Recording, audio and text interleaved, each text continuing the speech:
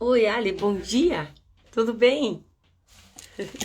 Como que passou de final de semana? Tudo tranquilinho por aí? Muito frio? Frio nada, né? Esse lugar aí não faz frio nunca. Maravilha!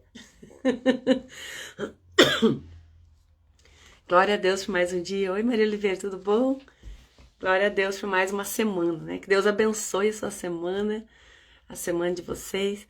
Que seja uma semana extraordinária, né? Fora do ordinário, do comum. A Jaque, tudo bom, Jaque? A Florescer, bom dia, Flavinha, tudo bem? Isaías 60, olha só, nós paramos nesse trecho, já avançamos bastante.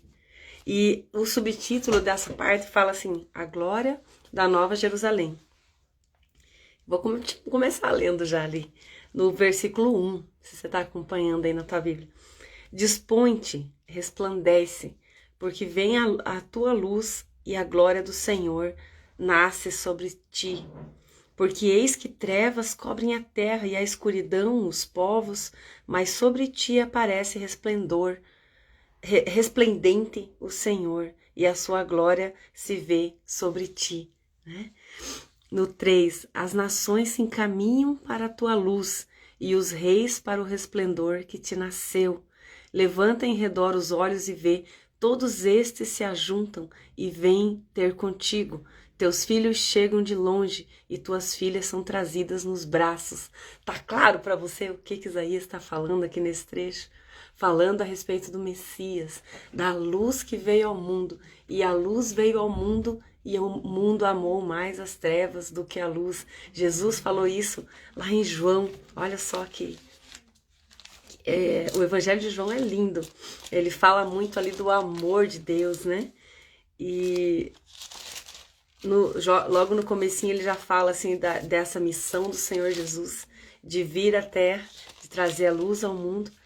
E no versículo 3, que é esse trecho que é muito evangelístico, né? Ele resume a missão de Deus na terra, né? O 3,16, que fala, né, norteou até esse momento que a gente faz aqui, né? 6:16 foi com base nesse versículo.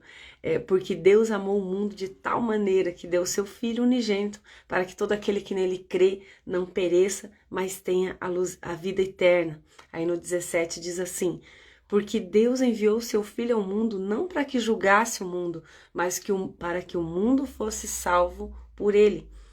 Quem crê nele não é julgado. Quem não crê já está julgado. O que não crê já está julgado porque não crê no nome do unigênito Filho de Deus. No 19. O julgamento é esse. Olha só como ele também fala dessa luz. Que a luz veio ao mundo e os homens amaram mais as trevas do que a luz, porque as suas obras eram más. Né? Então, Deus cumpriu tudo aquilo que profetizou através da vida de Isaías, através de tantos outros profetas, muitos anos antes da vinda de Jesus. As últimas palavras de Deus para a humanidade através dos profetas foi através do livro ali de Malaquias mesmo, que acho que foi o último livro escrito, não sei se na Bíblia ele está também, coincidentemente pela cronologia, né? Mas Deus ficou 400 anos em silêncio e não falou mais com a humanidade. O livro de Isaías é em torno de 700 anos antes da vinda de Jesus. E Deus ficou em silêncio 400 anos antes da vinda de Jesus, para que aí em Jesus se cumpriu toda a promessa, toda a palavra de Deus do resgate da humanidade, de tirar as nossas vidas ali daquelas trevas, né? Como nós já falamos tantas vezes sobre essa palavra trevas. Literalmente você está andando numa escuridão, você não tem uma direção certa, você não conhece o caminho. E nos trouxe para a sua luz. Em Deus, através do Espírito Santo que habita em nós conhecemos esse caminho, nós temos o direcionamento, nós podemos saber para onde ir, porque o Espírito Santo vai nos direcionando para aquilo que a gente precisa ir, para onde a gente precisa, o que a gente precisa fazer, de acordo com a vontade perfeita de Deus para as nossas vidas, né? Então, quanto mais a gente cresce na comunhão com Deus, mais a gente conhece desse direcionamento, desse caminho que o Espírito Santo vai nos conduzindo. E vou continuar aqui no João 3, no 20. Ele diz assim, essas são palavras do Senhor Jesus, pois todo aquele que pratica o mal aborrece a luz e não se achega para a luz, a fim de não serem arguídas as suas obras. Quem pratica a verdade aproxima-se da luz, a fim de que as suas obras sejam manifestas, porque são feitas em Deus, né? Então, é nós que escolhemos nos achegar a essa luz, a estar perto dessa luz, né? Glória a Deus por essa graça do cumprimento da palavra dele, né? Da gente poder reconhecer essa luz dele e escolher vir para essa luz, escolher andar nessa luz. Que lindo demais. Tô vendo aqui os comentários, né? A Pascoal, tudo bom, Pascoal? Um bom dia para você aí em Portugal. A Lourdes, tudo bom, Lourdes? A Mari, amém, Mari. Que bom, né? Nós somos privilegiados de estar vivendo esse tempo, o tempo do cumprimento da palavra de Deus, o tempo da graça, aonde a gente não precisa ser profeta, ou sacerdote, ou rei, para poder se achegar a Deus. Nós temos a graça de nos achegarmos a Deus a hora que a gente quiser, né? É só entrar no ambiente, né? Como o Senhor Jesus falou, entra no teu quarto. Não significa exatamente uma peça, um lugar, né? Ele falou assim, fecha a porta sobre si, ou seja, entra naquele lugar onde você pode estar com Deus sem interrupção, desliga o celular, fecha tudo e fala com o teu Deus. Nós temos essa graça hoje de nos achegarmos a Deus a qualquer momento. No Antigo Testamento não era assim, era só através de sacrifícios de animais, porque a Bíblia fala lá em Hebreus, né, que existe um princípio espiritual que sem derramamento de sangue não há remissão de pecados. Mas Jesus foi o Cordeiro de Deus, aquele que tirou o pecado do mundo, que derramou o próprio sangue naquela cruz para a remissão do pecado do mundo inteiro. Então, nós estamos vivendo esse tempo onde a gente tem essa facilidade de se achegar com Deus, de estar na presença de Deus, de falar com Ele e de ser ouvido por Ele. Isso que é mais precioso, né? Eu vou ler um trecho que está ali em Apocalipse, que fala desse momento que a gente está vivendo. No capítulo 5 de Apocalipse, lá no 9. Dá para ler até um pouquinho antes ali. Deixa eu ver. Acho que aqui no 9 mesmo.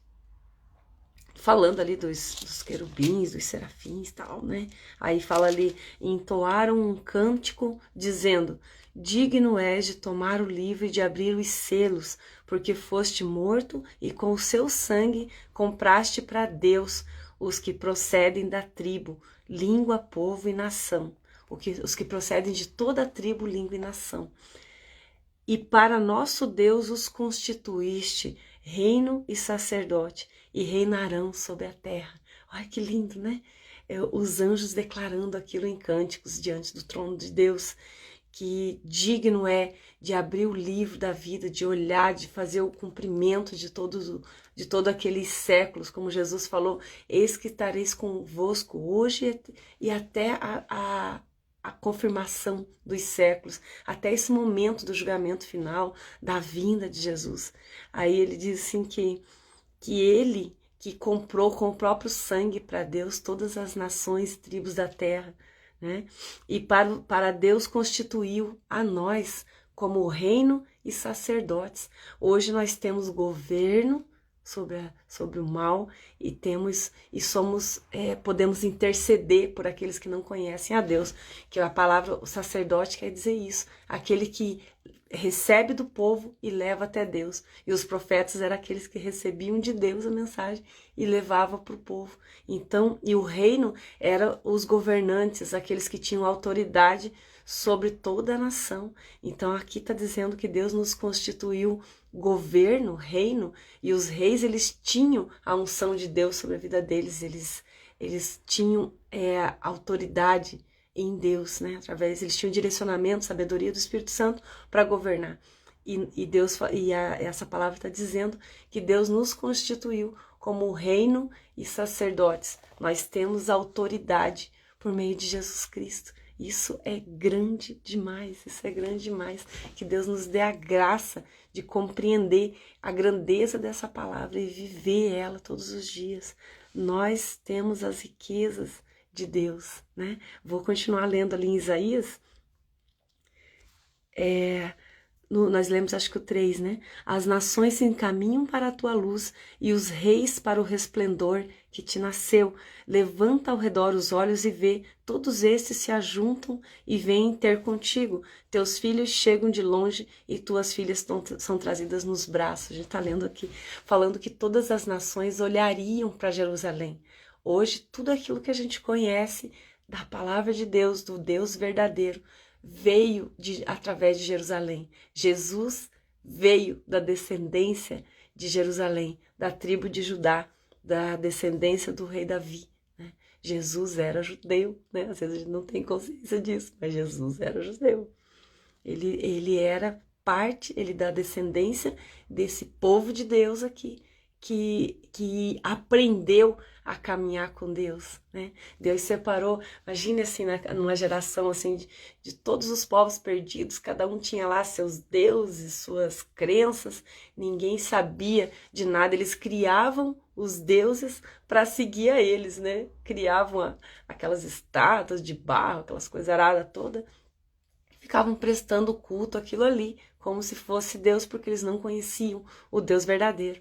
Aí Deus viu toda aquela situação, né?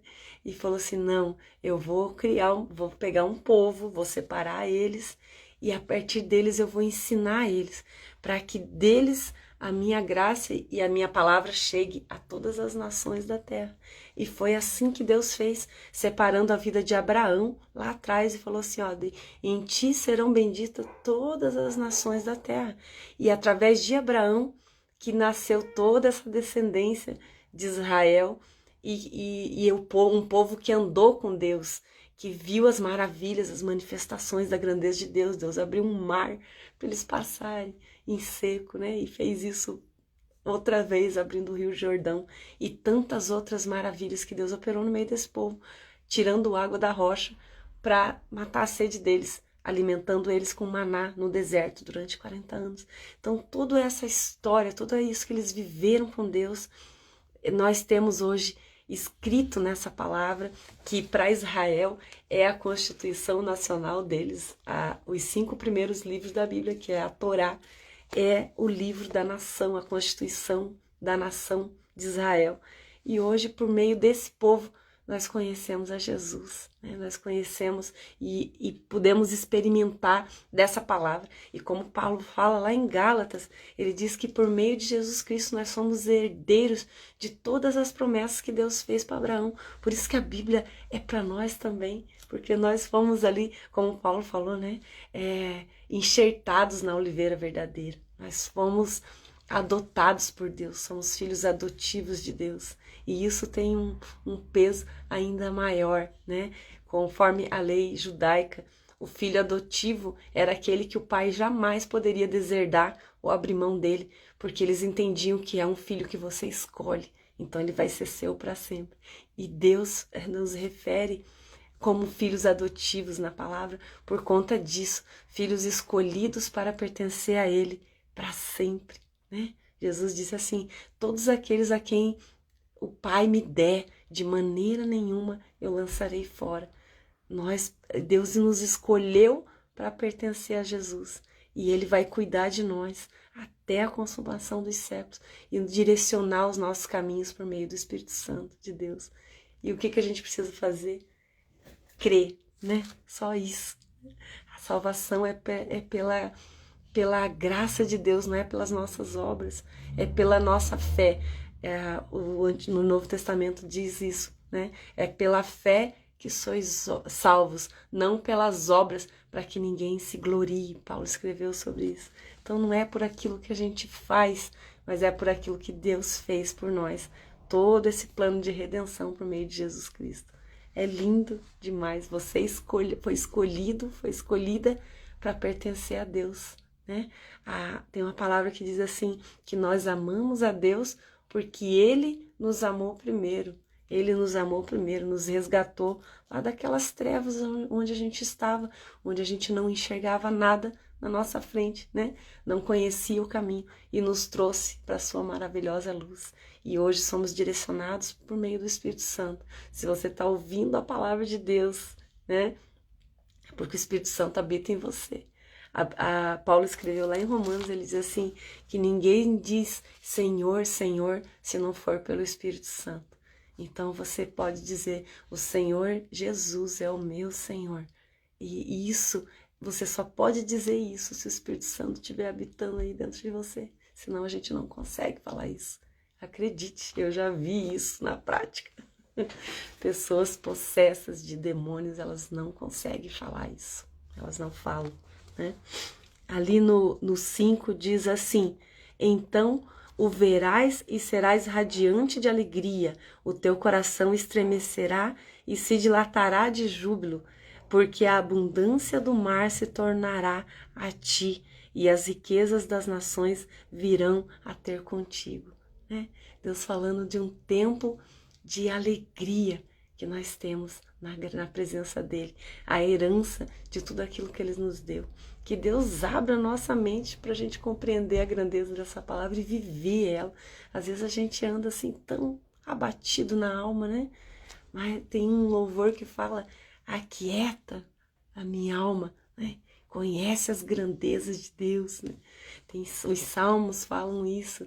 A gente precisa... Leia os salmos em voz alta, se esse é o teu caso hoje, você acordou assim meio borocochô, né? Abre a palavra ali num livro de salmo, eu creio que Deus vai abrir o salmo para alegrar a tua alma. São cânticos de louvor a Deus.